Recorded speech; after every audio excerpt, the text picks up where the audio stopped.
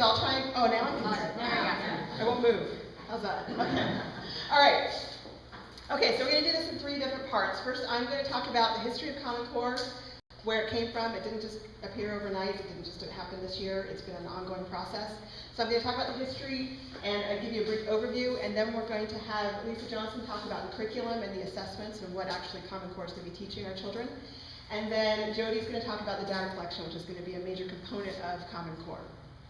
Okay, so to start, I'm going to first start and introduce you to an organization within the United Nations. I know you guys are really familiar with the United Nations, probably by now.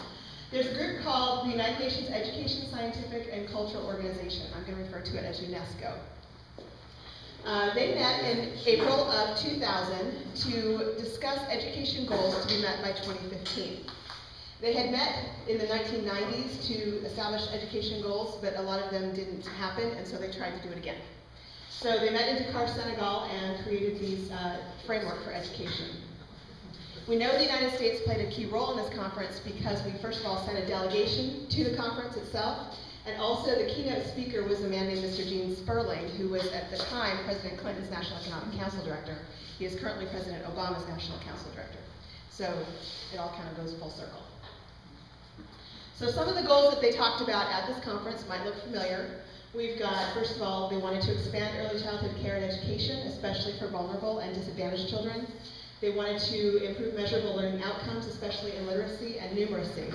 So those who are familiar with Common Core know that the first standards that came out were in English language arts and mathematics. Correlates nicely. They also wanted to track dropout rates and graduation rates as well, and to collect disaggregated data to identify areas of greatest inequity, so data by race, gender, socioeconomic status, etc. So, like I mentioned, they tried to do goals during the 1990s. So President Clinton, when he was president, did his Goals 2000 initiative and tried to pass something called the Improving American Schools Act. Then we had George Bush, who was elected, and in 2001, through Congress, they did No Child Left Behind. And so No Child Left Behind basically focused on the goals for UNESCO. Measurable goals to improve outcomes in English and math, which was one of them. They wanted to create high-stake exams in each state to track student achievement and graduation rates, and also required states to use disaggregated data to show performance by gender, racial, and ethnic minority groups, disabilities, those who had free and reduced lunch programs, English language learners, and the economically disadvantaged. So here we go, right? So over the last couple decades, we've had countries all around the world creating national curriculums themselves. And so we're joining forces. The only thing that's really kind of kept us from doing it so far has been we have this thing called the Constitution that prohibits the federal government from intruding on our education system. We have something called the 10th Amendment and states' rights, but they figured out a way to go around it, and this is what they're doing.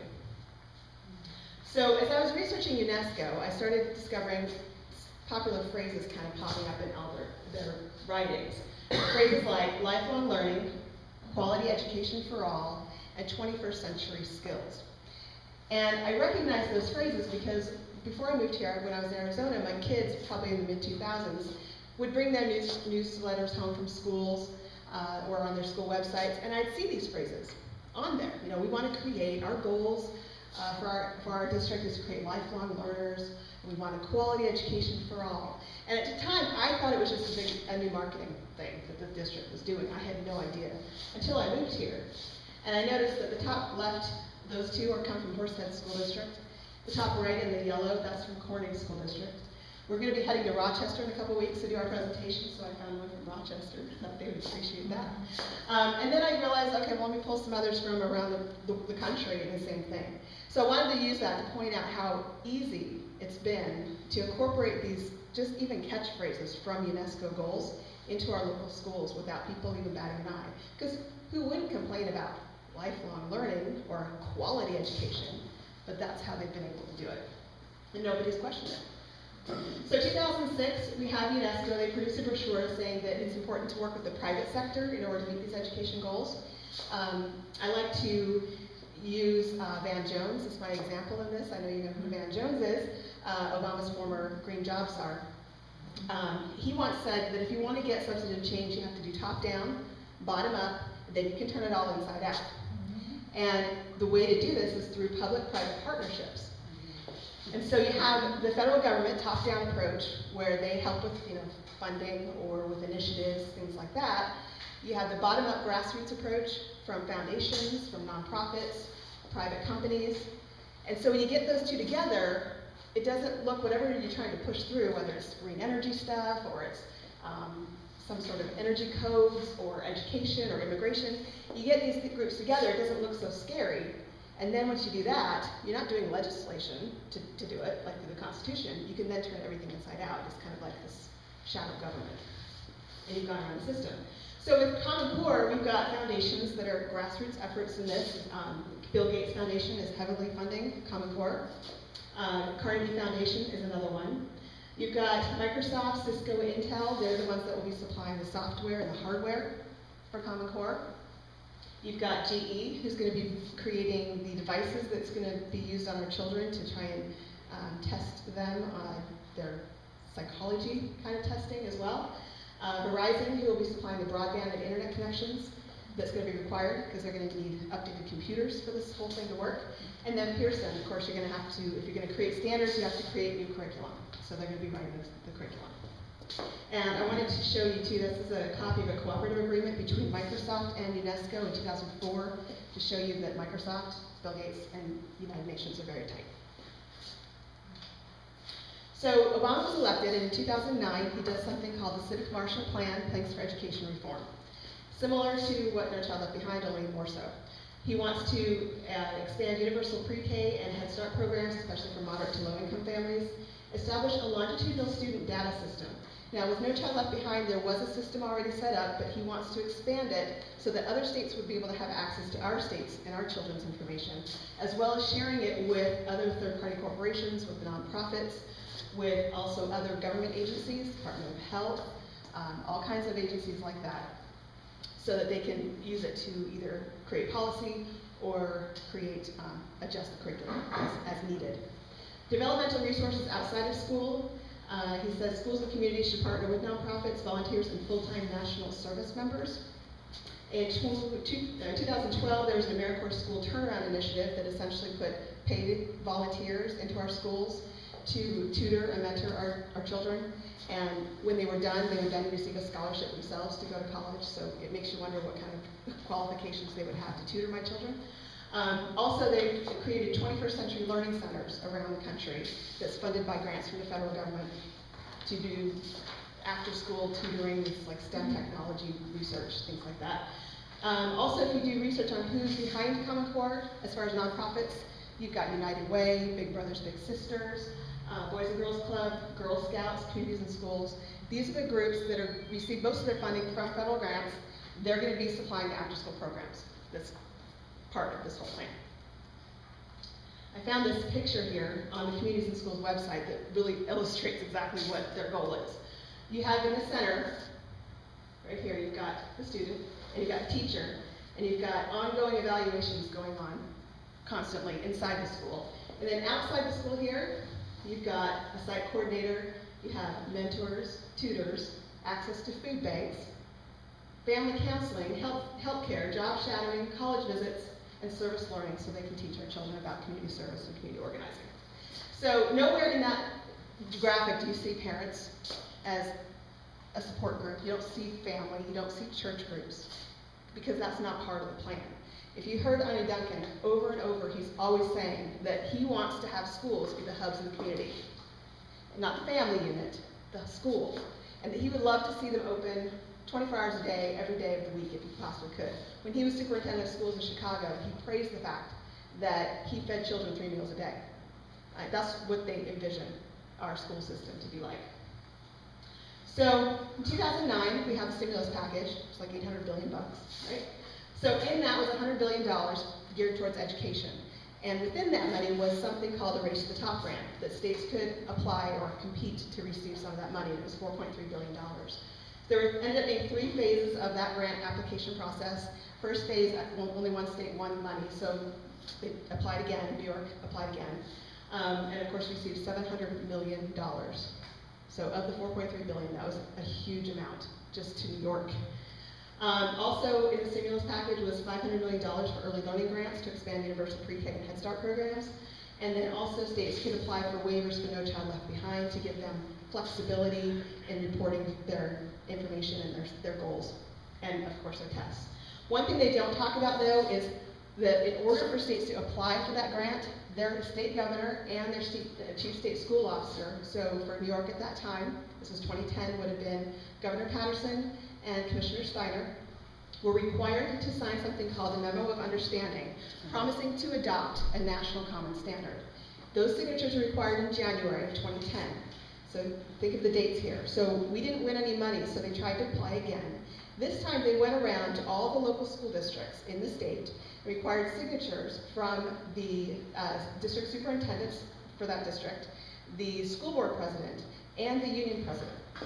And they then took those signatures with them when they went to Washington, D.C. to defend their little application for this money to make it appear as though the state has all the support for this program. Those signatures, by the way, were due by May 28th of that year. The standards themselves weren't even made public until June 2nd. So they, of course, were signing something they didn't even know what they were signing. So that happens all the time. That's probably bribe money. That's right. So who was there to help our state in New York write their grant application but the Bill and Melinda Gates Foundation? They gave New York $250,000 to help advise us and write our grant application. One requirement was, has your governor and your chief state school officer signed that MOU? So that was the little carrot. So we've been told that this has been a state-led effort, that there was this big gap in education, and all these states got together saying, we've got to fix this, it's horrible. And so the groups that you're going to hear who are leading this effort is the National Governors Association and the Council of Chief State School Officers. So the two people I mentioned who signed those MOUs were the governor and the chief state school officer. What they don't tell you too is what groups these are. These are trade organizations, they're lobbying firms basically. They don't do anything, they don't legislate, they don't create laws, they maybe create a resolution or two. But here's a screenshot from the website of the National Governors Association, a list of corporate fellows. So for example, you have maybe a AT&T will go to one of these conferences for the National Governors Association and try and convince governors to say, hey, give us some tax breaks or something. Or the governors will go to them and say, hey, why don't you come move over to our state? We'll give you some tax breaks, or we'll let you, whatever. So that's what they do. They don't do anything other than lobby each other. Same with the Council of Chief State School Officers. But they're heading all of this. Right. So Arne Duncan spoke to the National Governors Association in 2009 in June when they had just launched this whole initiative and they were trying to get governors to sign off on it. And he says something that's really important. He says it's especially important that this is started at the state level because some people will raise concerns that common standards across states will lead to federal overreach. You think? We know the financial stress you are under and want to remove the financial constraints. There's never been this much money on the table, and there may never again be. Sometimes he talks a little too much. But remember what states were doing at this time. We had just had a major economic collapse in 2008 in the fall. We had just come off an election. At the beginning of the year, states are required by their state constitutions, many of them, to have a balanced budget. So many had to slash their education budgets because that's probably the biggest chunk of their budgets was education. So they were desperate for money. So they were willing to go along with this. And of course, in what Rahm Emanuel, he says, never let a crisis go to waste. And that's exactly what they did. They saw the opportunity, and this was it. There's never been this much money, and there may never again be. So once they get these signatures, and they got to actually start writing the standards and give people something. So we had 3 writers in this state-led effort who wrote the English language arts, and 3 that wrote the map. Okay, state-led. I don't have time to go over each of them, but basically they're big donors to Obama's campaigns and Democrats as well. This is the map. These are the math writers. Bill McCallum, Jason Zimba, Phil Darrow, again, big donors to Democrats and their movements as well. So, they wrote the standards. All right, so once you get the standards written, then you have to be able to test the students to make sure that they're getting the standards right. So again, tucked into the stimulus package is $350 million for 2 consortia that are going to be the ones creating and scoring and taking care of the test portion of this. One's called PARC, one's called Smart and Balanced. New York has fallen under the PARC consortia. They didn't have one. You can't have one consortia doing the testing for everybody because that would look like it's federally controlled. So you have to have 2 to make it look like you have a choice in this whole thing. So that's essentially what's happened. Now this came about because with No Child Left Behind, states had to do their own testing. And it didn't take long. I mean, it was 2002 or so when No Child Left Behind started, and here we are in 2008, 2009, and they're trying to argue to change this all around. They're saying, well, it's not fair because some states had set a low bar, you know, and some states set a high bar, so you can't really compare to see really who's better than the other. So we have to have a national test where everybody take the same test at the same time. So that's kind of where this came about. So this is a screenshot that I got from a PowerPoint presentation from either Park or Smarter Balance. So it's not me that wrote this. To show that this is the plan. They're not going to have one end of the year exam like they do now with No Child Left Behind that tests in grades 3 to 8 and then somewhere in high school in order to graduate. It's going to be multiple assessments throughout the year. 4 to 5 is what they're saying now. This is why many people who support this whole thing are trying to push it, say it's so wonderful because they're going to take the amount of material that teachers teach now. Right now they teach a mile wide and an inch deep. Well, they're going to cut it in half, the amount of information they're going to teach our children so they can go deeper into material. Well, to me, that translates to you're going to not expose my children to half the things that you used to do, and you're going to go into the same material over and over and over until it's just embedded in my kid's brain so they can pass all of these tests that they have to do. And that's what they're going to end up doing. And so why do they need to take all these tests? They got to collect data. That's why. So again, in the stimulus package, in the federal, state-led effort, they talk about linking preschool, K-12, and post-secondary education as well as workforce data. And so they had $65 million set up for the states to apply. New York, of course, got $20 million of that, again, a big chunk of it, to help set up this longitudinal data system that will then be shared with all kinds of people that you'll learn about later. I wanted to point this out too. This was in August of 2011. UNESCO met and they talked about an initiative they had to launch an initiative to track student achievement and its measurement worldwide. They want to create a global database of measurements and learning outcomes such as using national assessments. So how convenient it will be when we all have a national assessment here in our country to go along with every other country. Now we're using our data and our assessments and testing to compare one district to another, one state now to another, and now it's going to be one country to another, so that essentially we distribute wealth. So Bill and Melinda Gates Foundation is the biggest private funder in this whole thing. These are just a few that he's given money to. Of course, he had to pay off the Council of Chief State School Officers and the Governor's Association with some huge chunk of money. Also in Bloom is going to be the data company that's going to collect all of the information and store it. You're going to hear about them later as well. New York has a contract with In Bloom, so they're already starting. National PTA, Parent Teacher Association, you've got to go pay them to go out and tell other parents how wonderful this new curriculum is going to be for their children, and parents that aren't going to even think about it. They're going to hear, oh, it's rigorous and internationally benchmarked, and they're going to think, oh, that must be wonderful, and not really check into it. So then we also have other foundations that he funds as well, that all fund this group here called Achieve, which is the company or nonprofit that's managing this whole Common Core initiative and helping to write the curriculum. Not likely nonprofit. Yeah. So Carnegie Corporation, I mentioned them before, they're a big donor. They fund groups like Center for American Progress, Tides Foundation, George Soros, groups like that. I put this one in this week because I hesitated talking about Jeb Bush because it's just there's so many webs and there's so many arms in this whole thing. But I thought, he's been coming up a lot lately in the news, and I think he's going to maybe try and make a run for the presidency in 2016. So I thought, I'm going to start putting him in there just to kind of put a seed in here. But he has a group called Foundation for Excellence in Education. He is a huge Common Core supporter and pushing Common Core. So I've talked to the whole immigration issue. He's also got this too. Just so you know. So Battelle is a science-focused foundation on STEM education. I wanted to mention too that in 2009 they were given a contract with the federal government to do a national children's study to track 100,000 children from infancy or from pregnancy, in fact, through their life, to track all kinds of data. I mean, you name it, they're going to track it. It's voluntary, but they're still going to be collecting all this data, and so I look at it as kind of a practice run. Dr. Wadsworth, he's on the board of Battelle. He also sits on the board of Achieve, which I think is a little weird.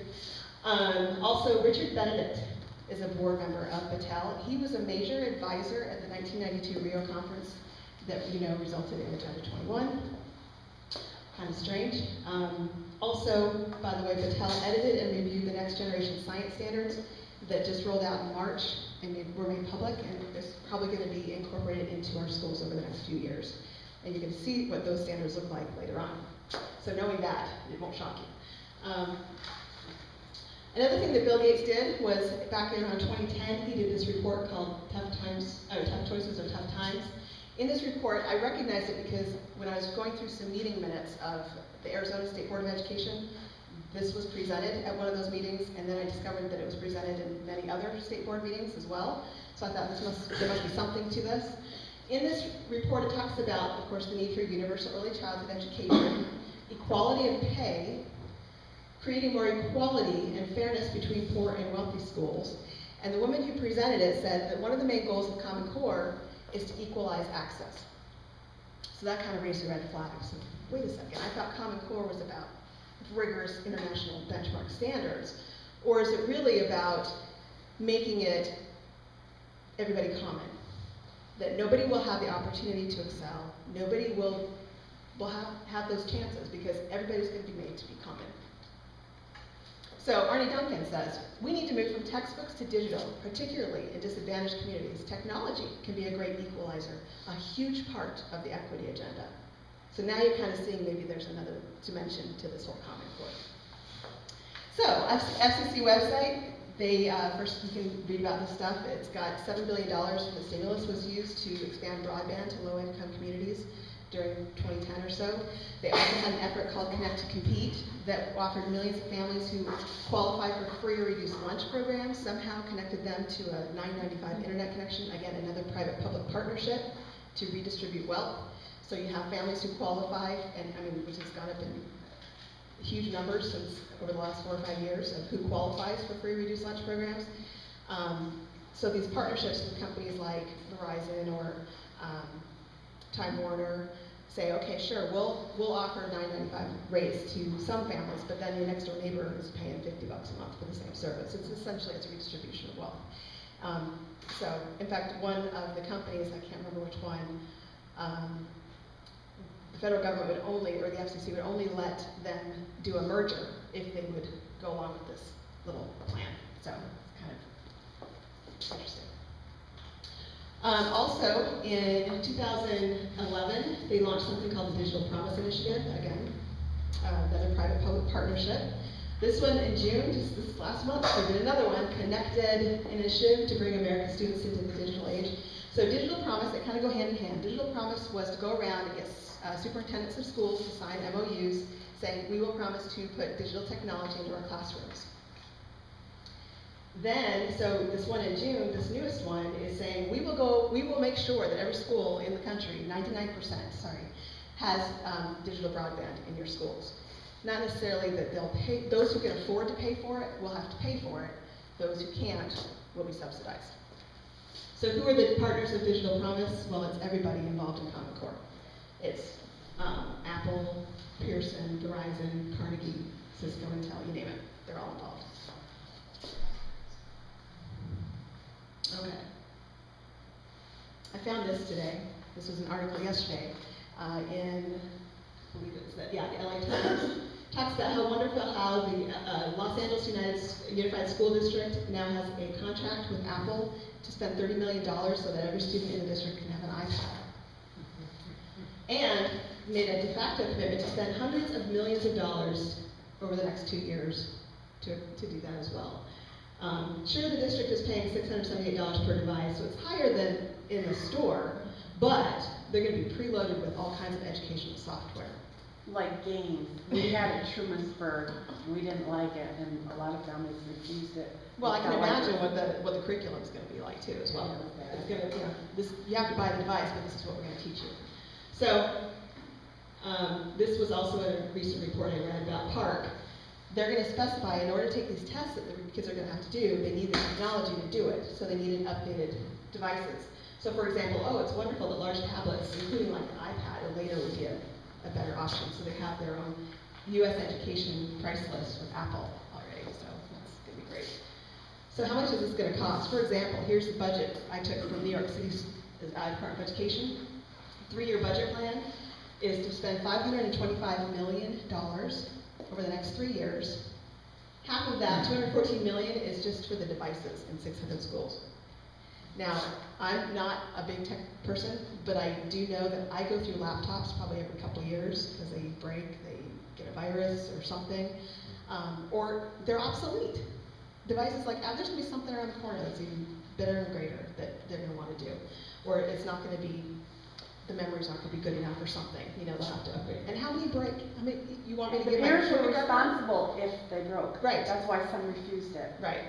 There are some districts that we've heard about that parents are required to get their kid an iPad to take to school, and it subsidizes those parents who can't. So this is coming, and $525 million over 3 years, that's essentially every 3 years, we're going to be spending at least $214 million in New York City.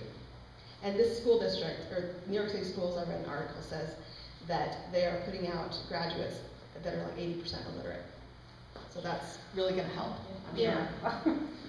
Okay, so finally in February of this last year, UNESCO met again talking about the final push for Education for All goals by 2015, praised the innovative curriculums and assessments that have been taking place around the world, and the importance of using international assessments to track student achievement. I thought this was funny at the bottom. It says, aiming to address poor literacy and basic math skills. Why does it say rigorous or internationally benchmarked? It doesn't sound very hard to me. It sounds like it's kind of a low benchmark there. So with all the connections with UNESCO, with United Nations, it's no wonder why we're finding in New York City lesson plans that our children are currently learning about the United Nations Declaration of Human Rights, and being taught that the U.S. Bill of Rights excluded women, people of color, members of certain social, religious, economic, and political groups, and praised the fact that many of the ideas from the Declaration of Human Rights are being incorporated into constitutions around other countries as well. So with that, I'm going to turn the time over to Lisa, with the other Lisa, with curriculum.